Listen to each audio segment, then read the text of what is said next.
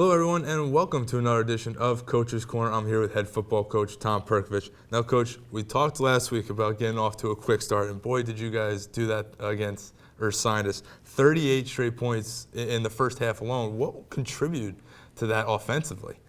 We just executed the game plan really well. They made some mistakes in coverage, and we were able to take advantage of that. Our kids played incredibly hard. Came out with maybe a different energy than we've had in the last few weeks. I thought that our kids just came together and executed the things that we did with them during the week, and then they met the challenge. I challenged them to be the best they could be that day, and I think that they did that really well.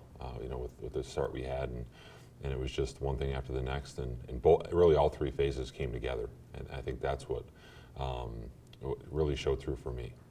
I'm excited to see that happen at this point of the year, to really put it together and be able to hopefully continue that trend in the last 3 games. Now, sticking with the offense end, Cameron Ott was still out in the run game, so Kyle Newshots was in there at the back, and boy, did he take advantage of it. The sophomore went 157 yards with 2 touchdowns. Also, Chris Stearns added a touchdown.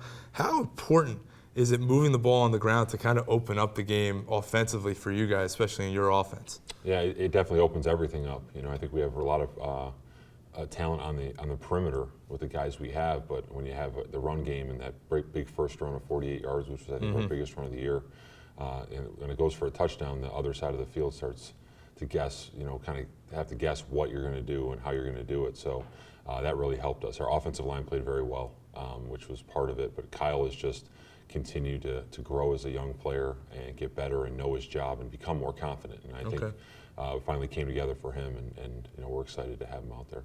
Now, moving to the defensive side of the ball, a big play early on in the game was C.J. Williams with that interception. His first game back since the injury. We weren't sure if we were going to see him again. How important is that for a kid like C.J. to get right back into the rhythm, and you guys getting healthier on defense just makes you guys better? It does. We've had a lot of injuries on that side of the ball, and to have a guy like him back in a position where we were very young, to give some experience, a little bit more experience back in that position, and take some pressure off the young guy behind him was great. And to see him get off to that start was awesome. Ryan Gander did a great job rerouting the receiver, and CJ slid over and made the play and just got us going really quick. Now, looking to this week, you go back on the road against Franklin and Marshall, a very good team, but kind of like this week with Ursinus, they're a run-based offense. Does facing that style last week and shutting them down kind of give you guys a bit of an advantage, or know what you're looking for this week? Well, I think each week has its own challenges. So they're a very well-coached team. Like you said, they're going to run the football, and if you can't stop the run, they're going to keep running the football. They'll be pretty balanced in what they do. Their coordinator does a very nice job. Their head coach does a nice job on offense of keeping you off balance. So our defensive staff will hopefully be able to figure out how to stop the run and make them throw with what looks like to be a new quarterback for them, a younger quarterback. So I'm excited to see what we do and how we come out, and hopefully we just continue to get better and still be as suffocating as we were on Saturday. We didn't give our starters didn't give them really anything throughout those 3 quarters. They played with 108 yards and 0 of 10 on 3rd down. We got to continue that trend. If we can continue that trend, that'll help us on offense, and if we can be productive on offense, it'll help us on defense. So we have to do a great job on the run, but not let the ball go over our head in the play action.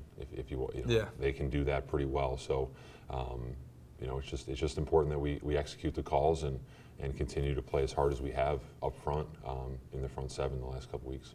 Now, how important is it going to be offensively to keep that balance going? Because we talked about earlier, the balance is so important between passing and rushing the ball, opens things up. How important is it to keep that momentum going and keep teams guessing? Because that's where you're going to be successful. Yeah, it's incredibly important. I think that anytime you're making the other team guess on their calls, that's an advantage for you. And so if they're not sure if we're going to run, we're going to pass, we're going to screen each and every down, then they're kind of reaching for some stuff and they can't get locked in. And as a play caller, I know on the other side of the ball, when you're trying to find things on your sheet and figure out what the answer is, that becomes a more difficult day instead of when you're locked in and know exactly where you want to go on your sheet.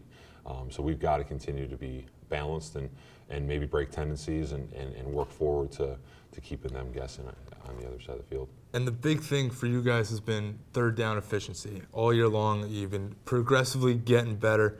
Does this kind of momentum on the offensive end give you different options? And you know what? You're okay with third down because you guys are progressively getting better. It does. I think when you're running the ball more effective, it allows you on those third and medium plays, the 4, 5, maybe 6 to, or even 3 to run the football more. And when you're doing that, you're keeping them off balance. You know, it's not all pass. I think early in the season, when we were struggling with the run game a little bit, it probably was heavy pass, and we tried to bring that back a little bit and be more balanced.